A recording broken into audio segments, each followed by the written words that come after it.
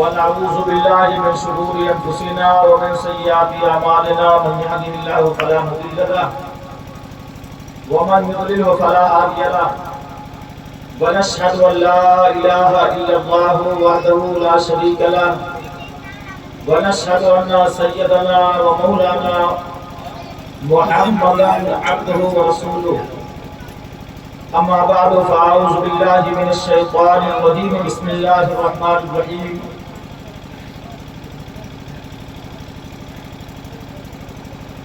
قد جاءكم من الله نور وكتاب مبين آمنت بالله صدق الله مولانا العظيم وصدق رسوله النبي الكريم ونحن على ذلك لمن الشاهدين والشاكرين والحمد لله رب العالمين. فإن من جودك الدنيا وزرتها ومن علومك علم اللوح والقلم يا أكرم الخلق ما لي من ألوذ به سواك عند هلول الحادث العمم غوث اعظم ومن بے سر و ساما مدد قبلہ دی مدد کعبہ ایما مدد ما قدائم تو سلطان دو عالم ہستی استداریم تما یا شہیدی لا مدد بغیر دابے بلا افتادہ کشتی ضعیفانی شکستانہ تو پشتی بحق کے خواجہ عثمان ہارون مدد کنیا معین الدین چشتی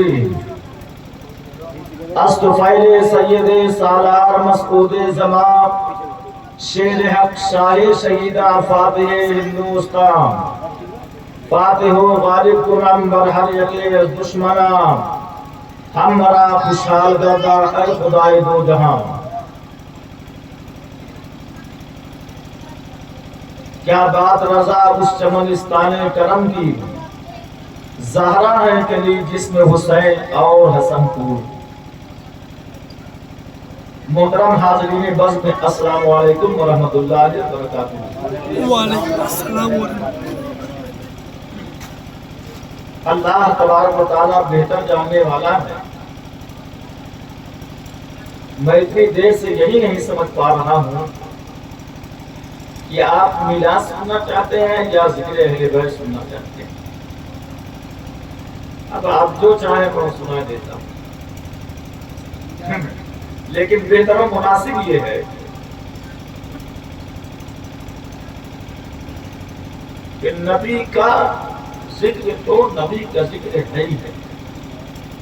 ہم سمجھتے ہیں کہ نبی کی آل کا ذکر بھی نبی ہی کا ذکر ہے.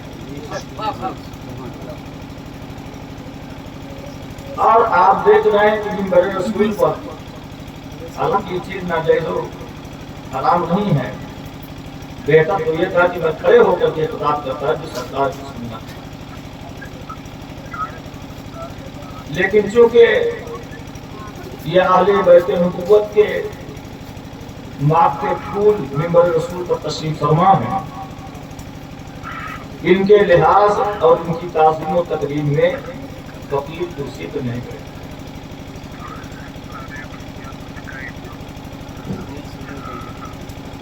اللہ تبارک و تعالی ہم سب کو نبی کی اور اولاد نبی کی تعظیم و تکریم اور ادب و احترام کے کرنے کی توفیق عطا فرمائے. مطالعہ تو الحمدللہ کوئی گھمنڈ اور تکبر کی بات نہیں ہے، سب ہو سکتا ہے. لیکن تھوڑی دیر قرآن میں لا اقسم بہذا البلد وانت حل بہذا البلد، اس زمین کی قسم اے نبی جس میں آپ جلوہ فرما، جس میں آپ رہ رہے ہیں، جس زمین پر آپ نے قدم رکھا ہے، اس زمین کی قسم، اس شہر کی قسم. تو اللہ تعالیٰ نے مکہ کی قسم یاد فرمائی اس وجہ سے نہیں کہ وہاں کعبہ، وہاں صفا مروہ، وہاں مطاف ہے، وہاں منی مزدلفہ عرفات ہے، وہاں مقام ابراہیمی ہے، بلکہ اللہ تعالیٰ نے اس لیے شہر مکہ کی قسم یاد فرمائی اس لیے کہ اس شہر میں نبی رہتے. سبحان اللہ سبحان اللہ.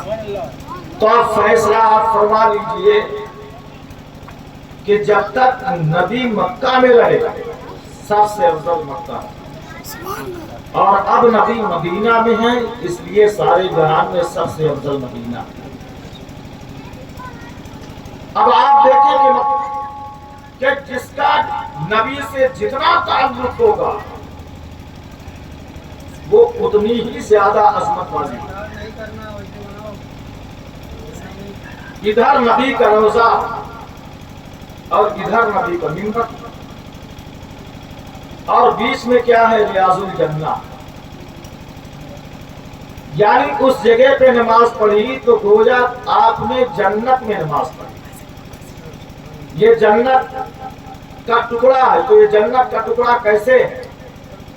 سرکار بار بار اپنے حجرے سے نکلتے، منبر پہ آتے، منبر سے اٹھتے، حجرے پہ جاتے، بار بار آتے جاتے ایسی توجہ نبی نے فرما دی کہ وہ جنت کا ٹکڑا ہی ہو گیا.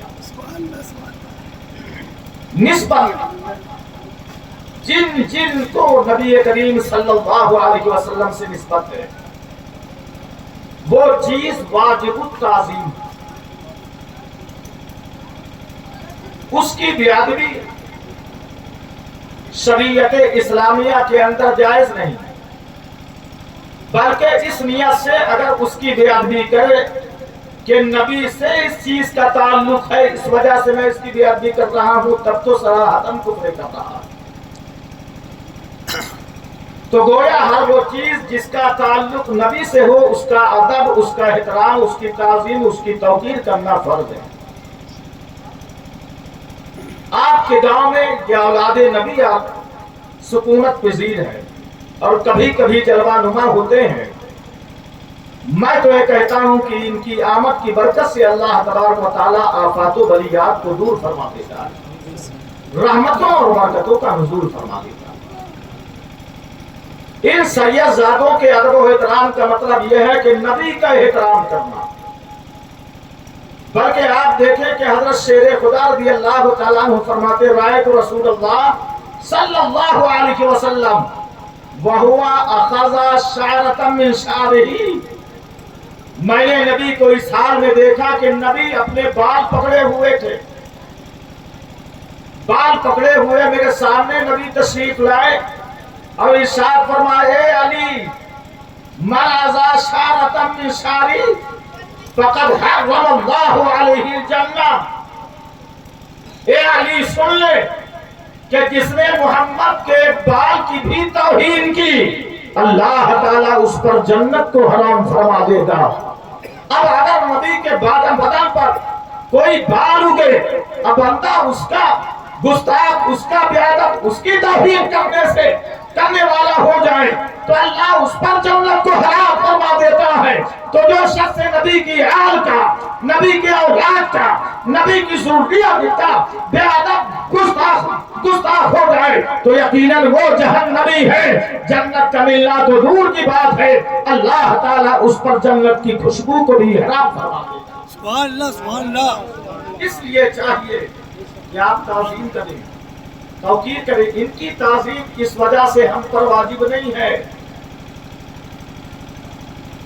کہ یہ قرآن پڑھتے ہیں اس وجہ سے عادت فرض ہے، روزے دار ہیں اس وجہ سے فرض ہے، قرآن پڑھتے ہیں اس وجہ سے فرض ہے، داڑھی ٹوپی لگاتے ہیں اس وجہ سے ان کا حجاب نہیں، بلکہ ان کا ادب ہم پر اس لیے فرض ہے کہ ان کا تعلق نبی سے ہے.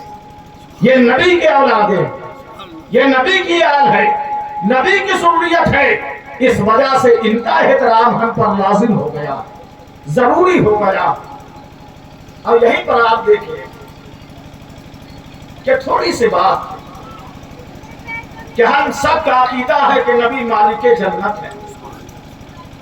اب نبی کے صدقے جسے چاہیں شیر خدا جنت میں لے جائیں، جسے چاہیں سیدہ فاطمہ زہرا جنت میں لے جائیں، جسے چاہیں امام حسن امام حسین جنت کا حقدار بنا دیں.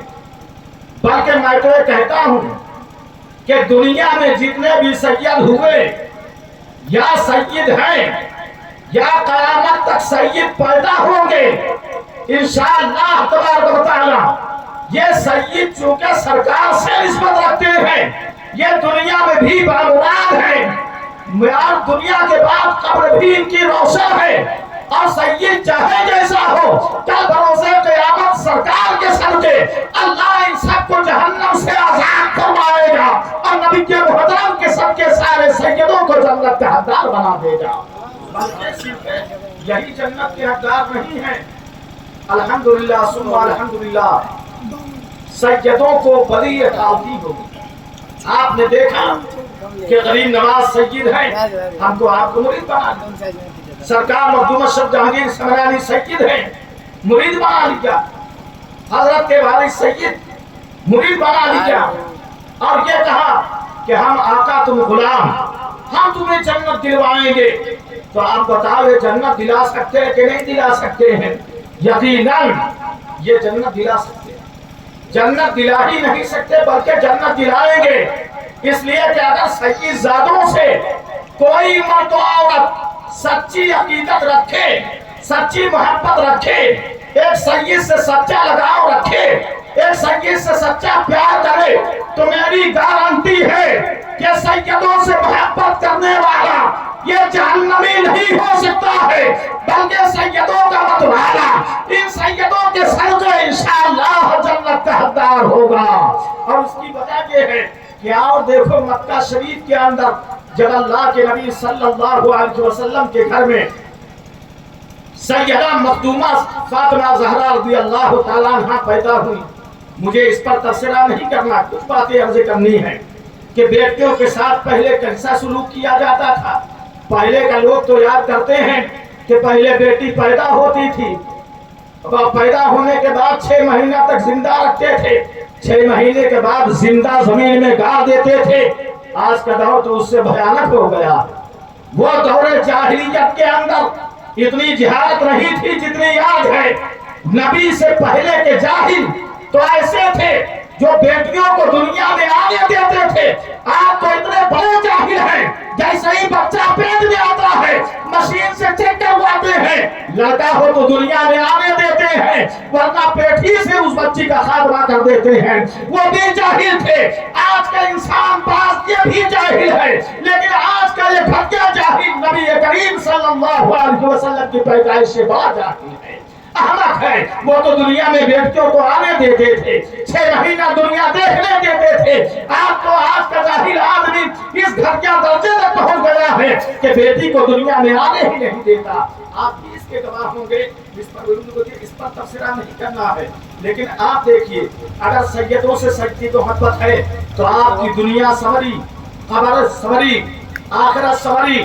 جب اللہ کے نبی صلی اللہ علیہ وسلم کے گھر میں سیدہ پیدا ہوئی تو نبی نے ان کا نام فاطمہ رکھا، اور خوشی و مسرت کے عالم میں سیدہ خدیجہ بھی کہہ لیجئے رضی اللہ عنہا کے مکان سے باہر تشریف لائے، اور تشریف لانے کے بعد حرم محترم کے سامنے بیٹھ گئے۔ صحابہ کا جمع غفیر ہے، اللہ کے نبی صلی اللہ علیہ وسلم سیدہ فاطمہ زہرا کا میلاد پڑھ رہے ہیں کہ صحابہ میرے گھر میں ایک چاند جیسی بیٹی پیدا ہوئی ہے، اور واللہ العظیم سیدہ فاطمہ زہرا بہت زیادہ حسین تھی، بہت زیادہ جمیل تھی۔ حضرت انس بن مالک کہتے ہیں کہ جیسے نبی کا مکھڑا ایسا تھا کہ جیسے آسمان پر چودھانی کا چاند چمکا کرتا ہے، ویسا ہی نبی کا مکھڑا چمکا کرتا تھا۔ تو چونکہ وہی نبی نے فاطمہ کو اپنے جگر کا ٹکڑا کہا ہے، خوبصورتی میں فاطمہ نبی سے کم نہیں تھی، بلکہ انس بن مالک کی ماں کا بیان ہے کہ جب میں گھر گئی اور سیدہ فاطمہ زہرا کے چہرے اقدس پر میری نگاہ پڑی تو میں نے دیکھا سیدہ فاطمہ زہرا کا چہرہ ایسے چمک رہا تھا کانت کالقمر لیلۃ البدر، جیسے آسمان پر 14ویں رات کا چاند چمکا کرتا ہے۔ نبی بھی چمکتے ہیں، ان کے صدقے فاطمہ بھی چمکتی ہے، حسن و حسین بھی چمکتے ہیں۔ تبھی تو اعلیٰ حضرت فرماتے ہیں یا رسول اللہ تیری نسل پاک میں ہے بچہ بچہ نور کا، تو ہے عین نور، تیرا سب گھرانہ نور کا۔ نبی آئے ہیں، سیدہ فاطمہ زہرا کا میلاد کر رہے ہیں۔ میں یہ کہہ رہا ہوں دیکھیے آپ कछौचा के दीवाने हैं, हम सब सैयदों के गुलाम हैं और इंशाअल्लाह ये निस्बत गुलामी अगर आपके अंदर है, हमारे अंदर है, हमारी कौम की बहन बेटियों माओ के अंदर है, तो इंशाअल्लाह यही निस्बत हमें जन्नत का तोहफा और परवाना दिलाएगी। अल्लाह के नबी सल्लल्लाहु अलैहि वसल्लम फरमाते हैं, ऐ मेरे सहाबा, जो मेरे वहाँ बेटी पैदा हुई है ना, मैंने उसका नाम फातिमा रखा। तो सहाबा ने कहा सुभान अल्लाह। अब तलब के सहाबा से नबी ने पूछा कि बताओ मैंने अपनी बेटी का नाम फातिमा क्यों रखा है? तो सहाबी थे, अदब से हाथ बांध के अर्ज करते हैं, हुजूर आप बेहतर जानते हैं, आप ही बता दें, क्या आपने अपनी शहजादी का नाम फातिमा क्यों रखा है? अल्लाह अल्लाह, कि क्यों रखा है? तो मेरे आका इरशाद फरमाते हैं, ऐ मेरे सहाबा सुनो, सम्मैतु बिन्ती फातिमा, मैंने अपनी बेटी फातिमा का नाम फातिमा इसलिए रखा है कि फातिमा का माना होता है आजाद, और बेटी का नाम मैंने फातिमा इसलिए रखा है लिअन्नल्लाह फातिमाहा वज़ुर्रिय्यतहा व मुहिब्बिहा अनिन्नार। ऐ सहाबा सुन लो, मैंने अपनी बेटी का नाम फातिमा इसलिए रखा है कि अल्लाह ताला ने मेरी बेटी को और फातिमा की तमाम औलादों को और फातिमा की औलादों से सच्ची मोहब्बत रखने वालों को जहन्नम की आग से आजाद फरमा दिया है, जन्नत का हकदार बना दिया है, इसलिए मैंने अपनी बेटी का नाम फातिमा रखा है। तो अल्हम्दुलिल्लाह नबी की शहजादी सैयदा फातिमा ज़हरा ये जन्नती औरतों की सरदार है, इमाम हसन हुसैन जन्नती जवानों के सरदार है, और सैयदा फातिमा ज़हरा की औलादें के तो जन्नती है ही है। सुबह क़यामत तक जितने मुसलमान इन सैयदों का अदब एहतराम करेंगे, इनकी गुलामी का पत्ता अपने गले में डालेंगे, अहले बैत नबूवत के सदक़े ये भी जहन्नम से आजाद होंगे और इंशाअल्लाह उनके करम से जन्नत के हकदार हो जाएंगे।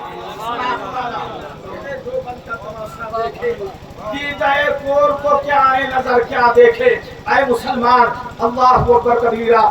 मैं आगे इस पर नहीं कहना चाहता कि सरकार दो आलम सल्लल्लाहु अलैहि वसल्लम का बर्ताव अपनी शहजादी के साथ कैसा था। मुझे एक बुजुर्ग याद आ रहे हैं। अब मैं आपको क्या बताऊं कि नबी का मकाम कितना बुलंद है। भाई नबी जो कहे वो हदीस है ना, और हदीस जो सुने वो हदीस के रावी है ना।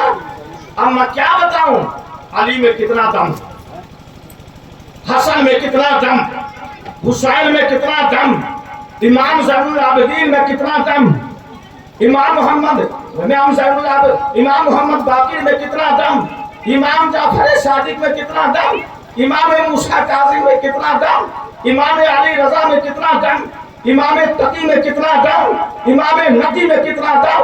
आओ मैं आपको बतलाता हूँ, हुजूर जलवा नुमा हैं, देखिए कितनी तासीर है इन सैयदों में। आप कोई पागल हो जाए, आगरा ले जाओ, गारंटी नहीं है कि वो पागल ठीक होगा कि नहीं ठीक होगा, लेकिन बड़े बुजुर्ग को एतमाद के साथ कहता हूँ, एक हदीस है और उस हदीस के जो रावी हैं सनदे हदीस, उसमें हजरत शेर खुदा का नाम है, इमाम हुसैन शहीद करबला का नाम है, उनके बेटे ज़ैनुल आबिदीन का नाम है, उनके बेटे इमाम मोहम्मद बाक़िर का नाम है, उनके बेटे इमाम जाफर सादिक का नाम है, और उसके अल्फाज ये हैं, अन जाफर सादिक अन अबीह मोहम्मद बाक़िर अन अबीह अली इब्न हुसैन अन अबीह हुसैन इब्न अली अन अबीह अली इब्न अबी तालिब। ये एक हदीस की सनद है जिसमें शेर खुदा का नाम है, इमाम हुसैन का नाम है, इमाम ज़ैनुल आबिदीन का नाम है, इमाम मोहम्मद बाक़िर का नाम है, इमाम जाफर सादिक का नाम है। ये तमाम मुहद्दिसीन एकजुट होकर कहते हैं कि अहले बैत के नामों में वो तासीर है कि ये सनद अगर किसी पागल के कान में पढ़ करके दम कर दी जाए तो इंशाअल्लाह इन नामों की बरकत से एक पागल का पागलपन ठीक हो जाएगा और अल्लाह ताला उसको शिफाए कामिल अता फरमा देगा। तो बताओ, जब सैयदों के नाम में اتنا دم ہے تو سیدوں کی ذات کتنی اعلیٰ ہوگی، کتنی عمدہ ہوگی، کتنی بہتر ہوگی، ہماری عقلیں نہیں اندازہ نہیں کر سکتی ہیں۔ بس ہم تو یہی کہہ سکتے ہیں کیا بات رضا اس شبنستان قلب کی، زہرا ہے کلی جس میں حسین اور حسن، حسین اور حسن پھول۔ 15 منٹ آپ مجھے برداشت کیجئے، میں اسی پر آپ کو بتاتا ہوں کہ ایک سید کی اٹھالتی۔ اب آپ کہو گے ربیع النور شریف میں میلاد نبی، بے شک میلاد نبی تو ہے، حضرت نے مجھ سے پہلے میلاد النبی کی روشنی میں کچھ دیر کلمات ادا فرمائے ہیں، لیکن آپ کو یاد ہے نعرے حیدری، بہت اچھا، لیکن کچھ پڑھو گے؟ بتاؤ اس ربیع النور شریف میں اہل بیت نبوت کے کس امام کی ولادت باسعادت ہوئی؟ اگر کچھ بہت مطالعہ ہوگا تو جانتے ہوں 12 ربیع النور شریف دوشنبہ کی رات کے صبح صادق یعنی بھور کے وقت میں مکہ شریف کی سرزمین پر سیدہ طیبہ مخدومہ آمنہ رضی اللہ تعالیٰ عنہ کے گھر اللہ کے رسول جلوہ فرما ہوئے اور چلے جا کے یہاں سے بہت دور سنہ 80 ہجری میں مدینہ کی سرزمین ہے، اور یہی ربیع النور شریف کی غالباً 16 تاریخ ہے، آج یہ 14 لگ گئی۔ 16 ربیع النور شریف کو اہل بیت نبوت کے چمنستان میں مہکتا ہوا پھول پھولتا، اور وہ کوئی اور نہیں اہل بیت نبوت کا وہ چھٹا امام ہوتا، اور اس امام کو دنیا امام جعفر صادق کے نام سے یاد کرتی ہے، جس کے بعد امام محمد باقر، جس کی ماں ام فردا سنہ 80 ہجری میں پیدا ہوئے۔ اللہ اللہ 68 سال کی عمر پائی ہے۔ سلطنت عباسیہ کے دوسرے خلیفہ منصور کے زمانے میں 68 سال کی عمر شریف میں زہر کے اثر سے آپ کی شہادت ہوئی۔ وہ جنت البقیع شریف، جس مبارک و مسعود جنت البقیع شریف میں مخدومہ سیدہ عابدہ زاہدہ طیبہ طاہرہ فاطمہ آرام فرما، فاطمہ کے بازو میں امام حسن، امام حسن کے بازو میں امام زین العابدین، امام زین العابدین کے بازو میں امام محمد باقر، امام محمد باقر کے بازو میں امام جعفر صادق مدینہ میں آرام کر رہے ہیں۔ اے مسلمان، بڑی اعلیٰ ہستی ہے امام جعفر صادق کی۔ ہم نبی اولاد نبی کے ماننے والے، عالم یہ ہے امام جعفر صادق کا جو حسینی شہزادہ ہے، سیدہ کے لال کا لال ہے، لیکن تاریخ گواہ ہے کہ جس کے جد کریم جنت بانٹ رہے ہوں، جس کی دادی جنت کی ملکہ ہو، اس کے باوجود امام جعفر صادق کی 68 سالہ زندگی کا معمول یہ رہا کہ آپ کبھی عبادت سے غافل نہیں ہوتے تھے، کبھی آپ نماز میں ہوتے تھے، کبھی آپ تلاوت میں ہوتے تھے، کبھی آپ روزے کی حالت میں ہوتے تھے۔ یہ چوتھی حالت کسی نے نہیں دیکھی۔ آج تمہارا عالم کیا ہے؟ اگر نماز پڑھو، روزے رکھو، زبان سچی رکھو، قرآن عظیم کی تلاوت کرو، اور اس کے بعد کہو کہ ہم سیدہ فاطمہ زہرا کے در کے سچے بھکاری ہیں، اہل بیت نبوت کے سچے غلام ہیں، اس لیے کہ جو غلام ہوتا ہے اپنے آقا کے نقش قدم پر نہیں ہوتا ہے، آپ اپنے آقا کے نقش قدم پر ہوتا ہے، اور اگر وہ غلام نہیں ہوتا ہے تو وہ ان کے نقش قدم پر نہیں ہوتا ہے۔ کہاں وہ نمازی، کہاں آپ نماز سے دور، کہاں وہ قرآن پڑھنے والے، کہا آپ قرآن چھوڑ کر کے اخبار کے عادی، میں کہتا ہوں یہ غلامی نہیں ہے، یہ ڈھونگ ہے۔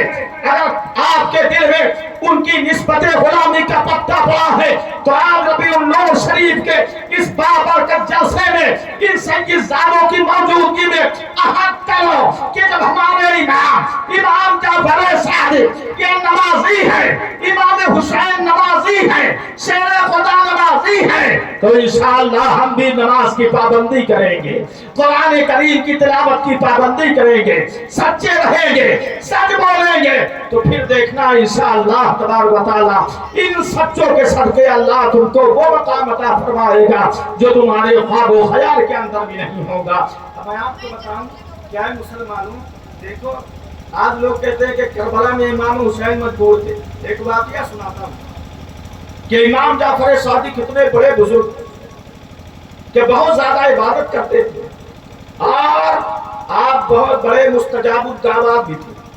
مستجاب الدعوات سمجھتے ہیں؟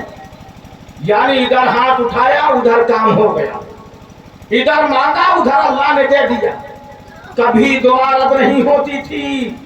اس قصے کو یاد کریں، میں اپنی بات کو ختم کر رہا ہوں۔ حضرت لیث بن سعد بہت بڑے بزرگ کہتے ہیں 113 ہجری میں مکہ شریف خانہ کعبہ شریف کو دیکھنے حج کرنے کے لیے گیا۔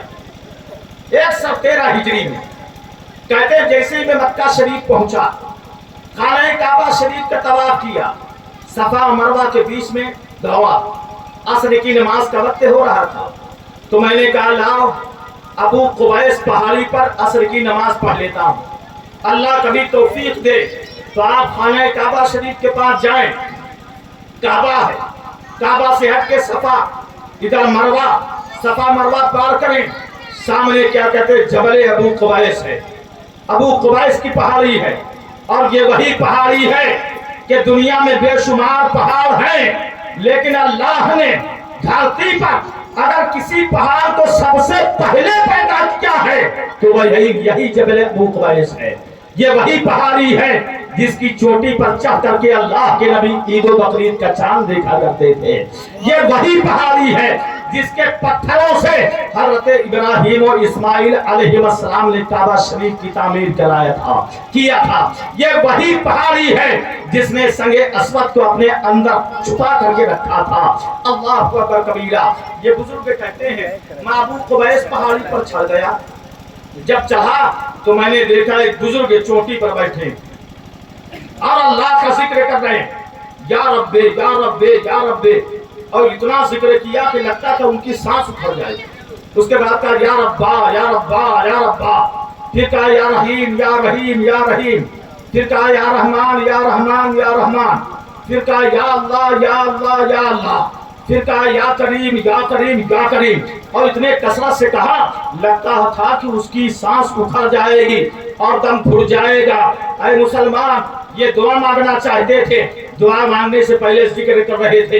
اس لیے ماں بہنوں، بھائیوں، بزرگوں، دوستوں، جب اللہ سے مانگنا ہوا کرے ڈائریکٹ مت کہا کرو اے اللہ مجھے فلانی چیز دے دے، بلکہ مانگنے سے پہلے سبحان اللہ سبحان اللہ، الحمدللہ الحمدللہ، ماشاء اللہ ماشاء اللہ۔ آج جب اللہ کی تقدیس، اللہ کی پاکی، اللہ کی تسبیح، اللہ کی بڑائی، اللہ کی کبریائی بول دیا کرو، پہلے اللہ کی تعریف کرو، پھر اللہ سے مانگو۔ یہ دعا مانگنے کا طریقہ اللہ والوں کا طریقہ ہے۔ دیکھا پہلے نہیں مانگ رہے، پہلے یا رب یا رب یا رب یا رب یا رحمان یا رحمان یا کریم یا کریم یا اللہ یا اللہ کہتے ہیں۔ اتنا ذکر کیا جیسے سانس پھٹ جائے گی، اور اس کے بعد یہ بزرگ غور سے سننا، یہ پہاڑ کی چوٹی پہ بیٹھے ہیں، اپنے ہاتھوں کو اٹھایا اور کہا اے اللہ انگور کھانے کا من ہو رہا، انگور دے دے، یا اللہ میری چادریں پرانی ہو گئی ہیں، چادریں دے دے۔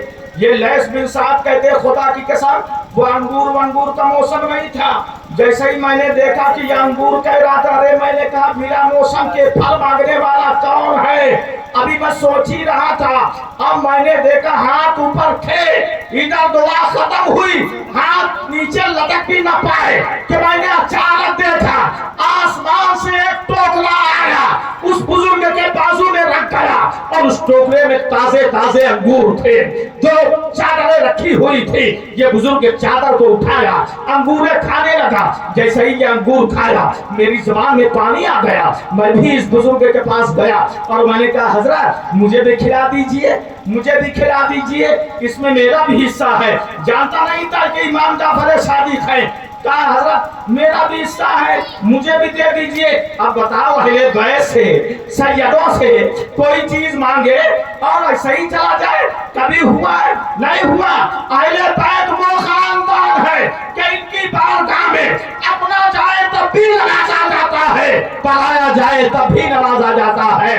ये अपने पलाए में भेद नहीं करते, जो भी दावत फैला के मांग ले, नबी भी अता फरमाते हैं, नबी की औलाद भी अता फरमाती है। और ऐसे ही नहीं अता फरमाती कि तुम एक मांगो तो ये एक देते हैं, बल्कि आला हजरत कहते हैं, नबी औलादे नबी की शान के है। मेरे कलीम से कतरा किसी ने मांगा, दरिया बहा दिए हैं, दुर्बे बहा दिए,